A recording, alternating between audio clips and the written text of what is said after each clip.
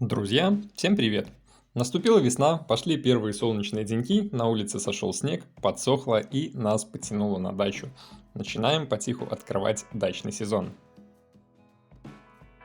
Переехали, прибрались, в целом дача пережила зиму отлично. Напомню, у нас электроотопление, в доме всегда тепло и сухо, домик подогревается. Детский домик тоже отлично зиму пережил, вопросов нет. Но сегодня не об этом. У нас на участке в саду было много очень старых яблонь, которые мы в прошлом году, в позапрошлом году потиху пилили, потом пилили на дрова и так далее. Порядка это 6-7 деревьев. Остались пни. Пни на самом деле очень мешают. Пускай они и почти в уровень с землей, торчат буквально там на 3-5 сантиметров, но все же они присутствуют. И когда едешь здесь газонокосилкой, а мы, напомню, купили себе газонокосилку, про нее у меня было отдельное видео, вот, например, здесь по ссылочке, то можно на эти пни напороться, и ей придет конец. Поэтому с пнями мы будем бороться. И попробуем мы это сделать аммиачной селитрой, потому что пней много, а копать, обкапывать их, полить, корчевать и так далее, ну, честно, совсем нет желания.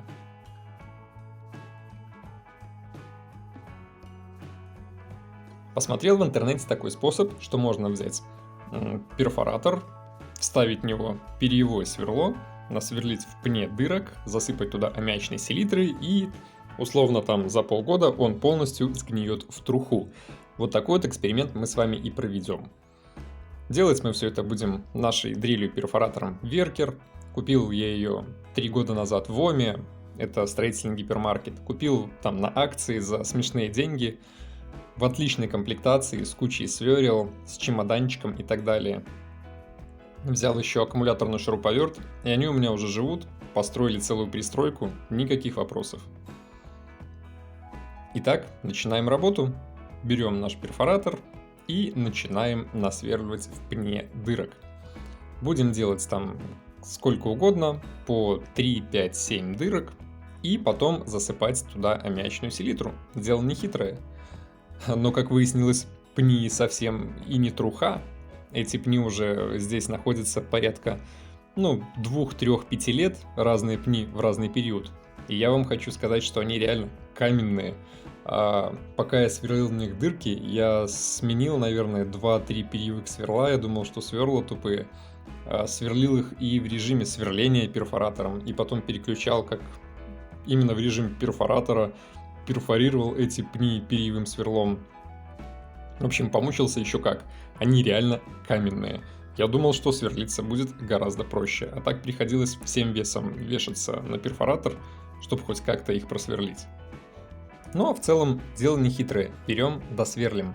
При этом насчет селитры, опять же, читал, смотрел разные статьи, надо брать конкретно аммиачную селитру. Некоторые берут калиевую, но калиевая селитра в труху пни не превращает. При помощи калиевой селитры их сжигают. Поэтому берем конкретно аммиачную.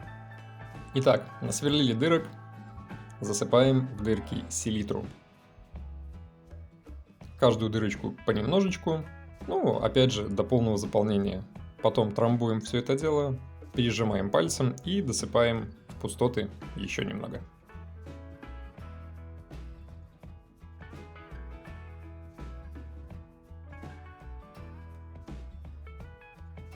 Проделываем эту операцию еще 7 раз со всеми находящимися у нас на участке пеньками. Сверлим, засыпаем, сверлим, засыпаем. Надеюсь, тема поможет. Кстати, пни настолько каменные, вот, к примеру, у меня когда-то возле забора рос каштан, причем каштан достаточно большой, его в обхвате один человек сложно было обнять дерево, он действительно был большой.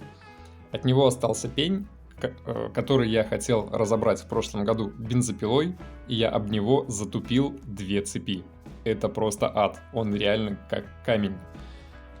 На него у меня, к сожалению, в этот раз селитры не хватило, но я точно так же попробую потом засверлить и засыпать его в том числе. Посмотрим, съест ли его селитра. Опять же, все засверленное подсыпаем. После этого надо обязательно добавить водички, чтобы началась реакция. Вода опять же еще усаживает немного селитру, поэтому досыпаем еще. Всего на 7 пеньков у меня ушел пакет в 900 грамм. Причем, опять же, чудо маркетинга. Раньше все это дело продавалось по килограмму. Хватаешь пакет и не думаешь. Килограмм и килограмм. А нынче уже не килограмм, а всего лишь 900 грамм. Но все же этого хватило на 7 вот таких вот пеньков.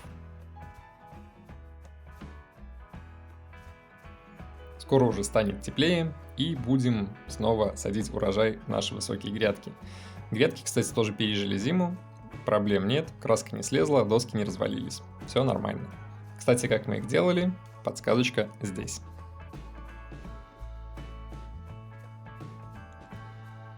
Ну вот, поработали, а теперь будем ждать. Посмотрим, как быстро эти пни разъест селитра, и разъест ли она их вообще на самом деле. Как говорится, время покажет. Кстати, сделанная электростанция в детском домике отлично освещает весь двор. Солнечная панель заряжает аккумулятор, а к аккумулятору подключены все подсветки.